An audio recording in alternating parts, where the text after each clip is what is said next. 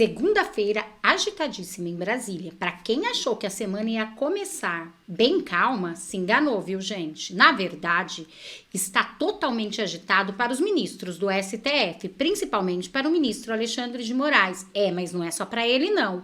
Também para Luiz Inácio Lula da Silva, do PT. Mas o novo contratado de Donald Trump está tirando o sono desses dois. Além disso, Eduardo Bolsonaro, filho do nosso amado presidente Jair Messias Bolsonaro, que estava no dia que Trump venceu na sua casa, trouxe informações privilegiadas desse momento, revelando cada contratado de Trump e de que forma eles podem ajudar o Brasil. Entre outras notícias, ele também falou sobre as eleições de 2022, já deu a sinalização que Bolsonaro vai ficar realmente elegível e vai vencer as eleições de 2026, entre outras notícias que com certeza vai incendiar o dia de hoje. Olha o que disse Eduardo Bolsonaro. Matéria de capa tá aí, ó. Surge um novo candidato, então isto é, lançou o Eduardo Bolsonaro candidato à presidência em 2026. Mas, deputado, conversávamos aqui antes do programa e o senhor acredita ainda que Jair Bolsonaro será o candidato, poderá ser o candidato em 2026.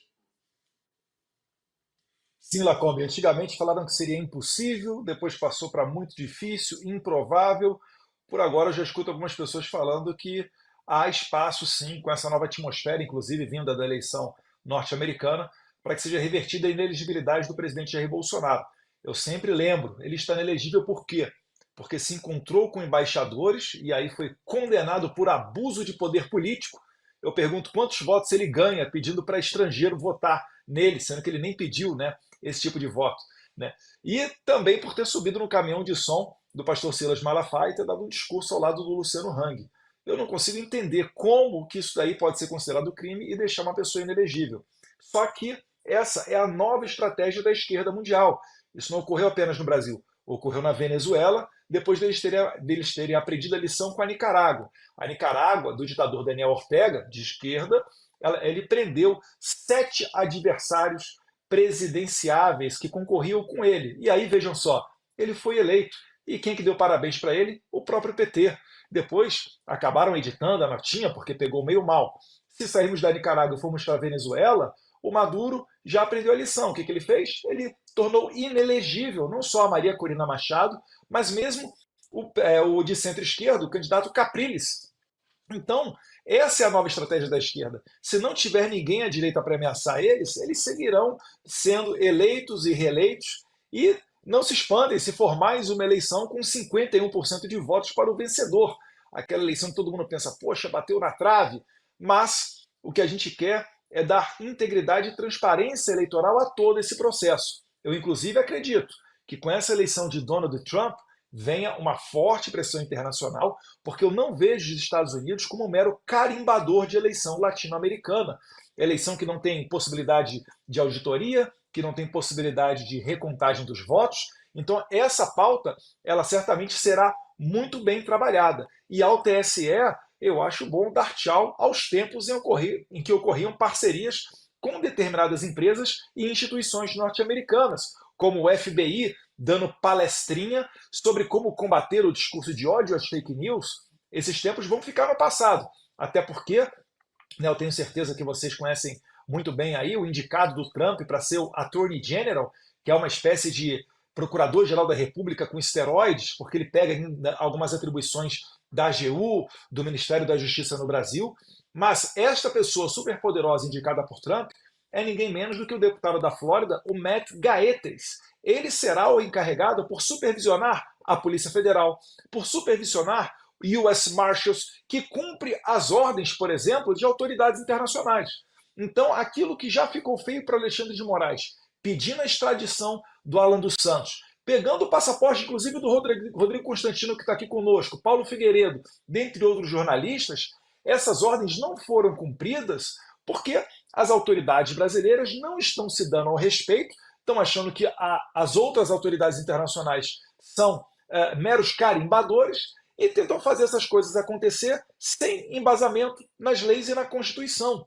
O Brasil está caindo em descrédito. E assim como hoje o governo da Argentina não cumpre o mandado vindo da narcoditadura de Nicolás Maduro, eu tenho certeza que também não cumprirá esse pedido de extradição vindo de Alexandre de Moraes contra, todo respeito, pobres coitados que foram se refugiar na Venezuela, na Argentina, esses 61 brasileiros, que inclusive uma matéria da revista Oeste mostra muito bem, essas pessoas chegaram ao cúmulo, me desculpe aqui, Ana Paula Henkel, as senhoras que nos escutam, né, de viver em casas onde não tinha banheiro, casas semi-construídas, semi-acabadas, e elas tinham que defecar em marmitas, né, em aquele alumínio de marmita ou em sacolas plásticas e depois se livrar do dejeto.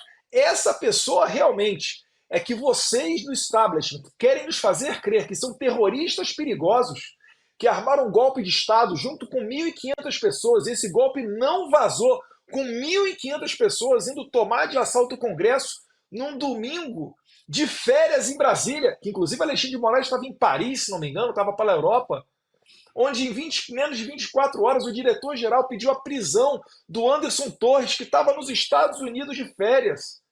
Pelo amor de Deus.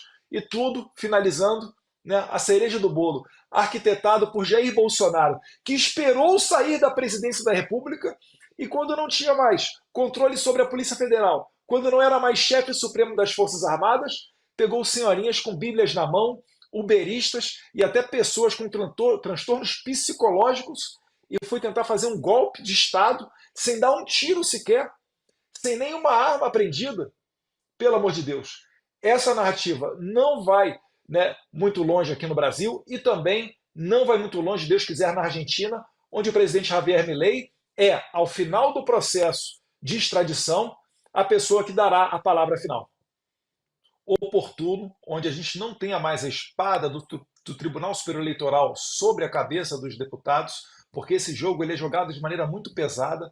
Eu lembro que 3 ministros do Tribunal Superior Eleitoral eles vêm do STF, nós sempre aprovamos com larga maioria a questão do voto impresso com contagem pública dos votos. A contagem pública eu acho que é até mais importante do que o voto impresso.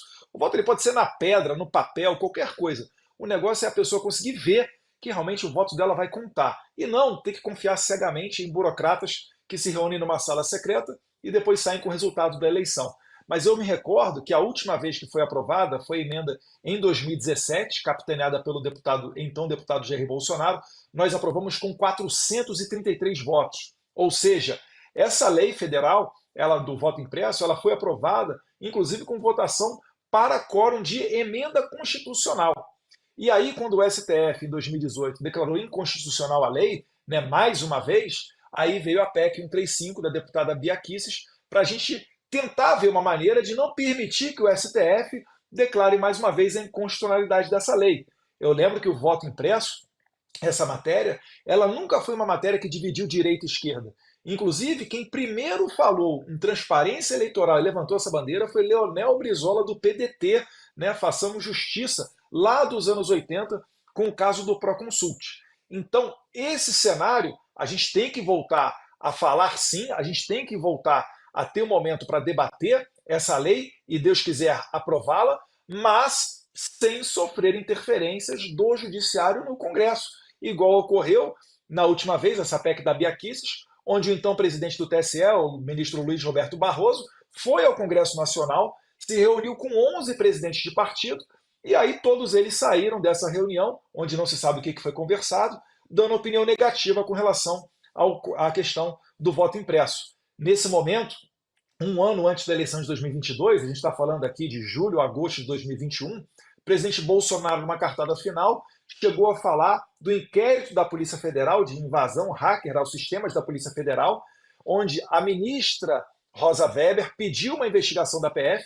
Essa investigação ela não era sigilosa, mas o presidente Bolsonaro, ao mostrar as vísceras do sistema e comprovar que uma investigação da PF tinha, inclusive, extraído do TSE o positivo, onde o TSE, através de Giuseppe Giannino, o técnico chamado Papa das urnas eletrônicas, admitiu que ocorreu uma invasão hacker nos sistemas do TSE, inclusive utilizando-se da senha do então ministro eleitoral Banhos. Eu estou dando detalhes para que você possa fazer a pesquisa por você mesmo que está me assistindo.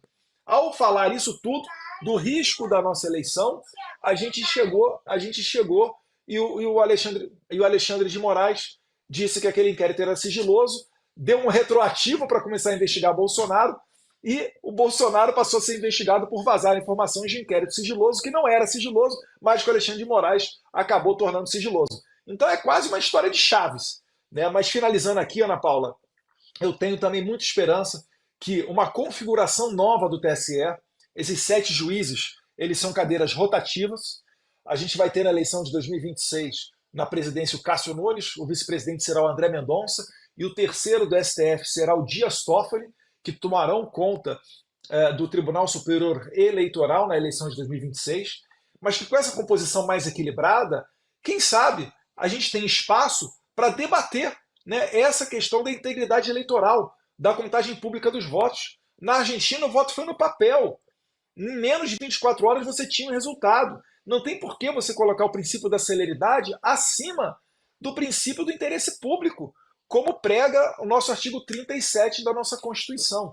Então, a gente tem que voltar a falar disso sim, né? O deputado Vermelho do Paraná colhe assinaturas para que essa PEC volte a ser apreciada, e a gente espera realmente que a gente tenha algo de positivo vindo de ajuda dos Estados Unidos para pressionar a favor de eleições íntegras e transparentes. Não queremos privilégio, queremos apenas o cumprimento da Constituição. Ao vídeo.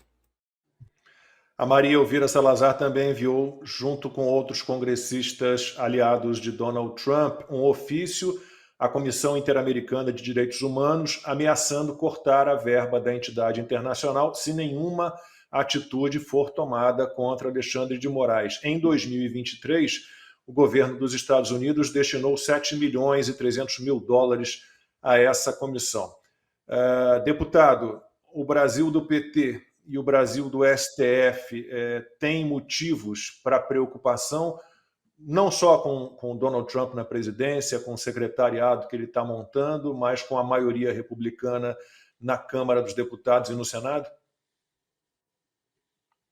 Sem sombra de dúvidas. Inclusive as matérias que saíram na imprensa falando que em reunião de ministros do STF eles davam risada sobre a possibilidade de perda de visto, essas matérias já saíram e começaram a entrar matérias um pouco mais fidedignas, realmente mostrando o que pode acontecer. Ainda é raro no Brasil você ter um meio de comunicação que trate com seriedade, por exemplo, essas nomeações do governo Trump.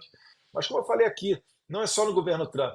Está aí uma prova, na Câmara dos Deputados, Maria Elvira Salazar, junto com o deputado Marcel Van Hatten, com a Bia Kicis, né, mostrando que continua a pressão, continua o relacionamento, e para desespero da esquerda, porque apenas eles conseguiam internacionalmente serem bem articulados, à base de muito dinheiro público, à base de muita corrupção, de Porto de Mariel em Cuba, metrô em Caracas, para financiar essa movimentação toda, mas para desespero deles, agora nós estamos no mesmo caminho.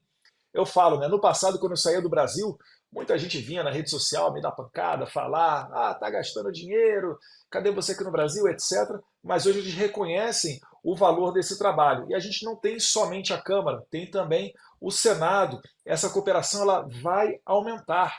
Contra os presos políticos. E aqui eu cito, né, o Chris Smith, Maria Elvira Salazar, o senador Rick Scott, o Richard McCormick, Marjorie Taylor Greene e vários outros que têm se unido para fazer esse tipo de ação, para cobrar da OEA um posicionamento, porque a OEA são nossos servidores, tal qual os servidores públicos servem ao povo brasileiro, a OEA serve a nós que somos brasileiros também, porque é dinheiro do nosso imposto suado que está lá. Eles não fazem favor nenhum ao analisar os casos. Por exemplo, a gente foi lá ano passado, 2023, e já tinha se passado mais de um ano de um caso, por exemplo, da deputada Carla Zambelli, em que ela tinha pedido para ser analisado na OEA, e a OEA sequer tinha feito um parecer sobre a admissibilidade do processo dela. E ela já não poderia mais ir aos Estados Unidos porque perdeu o passaporte. Até quando a gente vai esperar, né, e conversar de maneira educada? Quando nós estivermos presos? Então a OEA tem que sim que ser colocada no seu devido lugar, que é o lugar de trabalhar. Então o governo Trump vem em boa hora, essa é a cooperação internacional que a gente espera.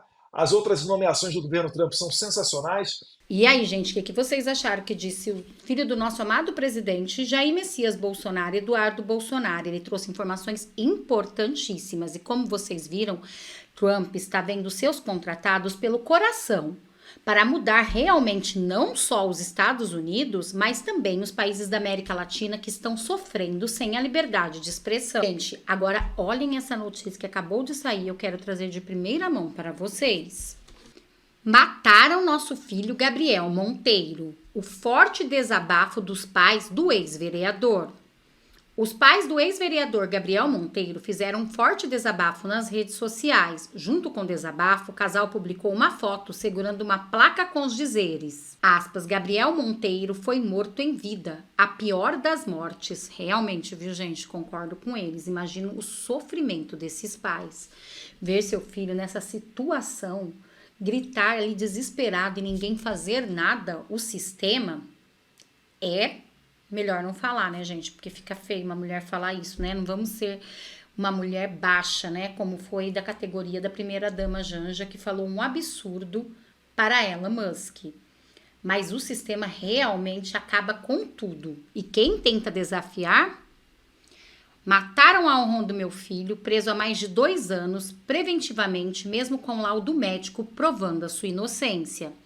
Meu filho morreu no dia que negou receber 200 mil de corrupção, prender e acabar com a máfia do reboque da Prefeitura do Rio de Janeiro. Após isso, foi preso e acusado de estupro, sem ao menos ter sido ouvido.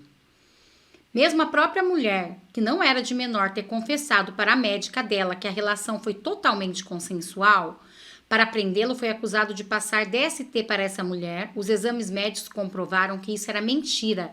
Ele sequer possui qualquer DST. Como pode passar algo que não tem e ainda assim continua preso? O próprio ex-assessor, testemunha-chave contra Gabriel, confessou que foi obrigado pela máfia do reboque a forjar depoimentos contra meu filho a fim de prendê-lo. Gabriel Monteiro perdeu tudo achando que poderia mudar alguma coisa neste país e eu perdi meu filho para a cadeia. Mesmo todas as provas demonstrarem sua inocência, não vale a pena bater de frente com o sistema.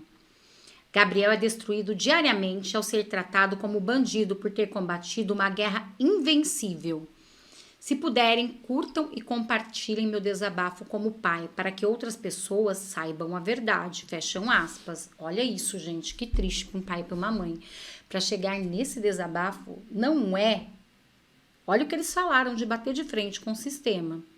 Foi o que eu falei para vocês no começo, né? É muito complicado, é muita gente envolvida, é muito peixe grande e nós temos que esperar vir de Deus, viu? Porque olha, a situação tá complicada, mas agora, como a gente viu, né?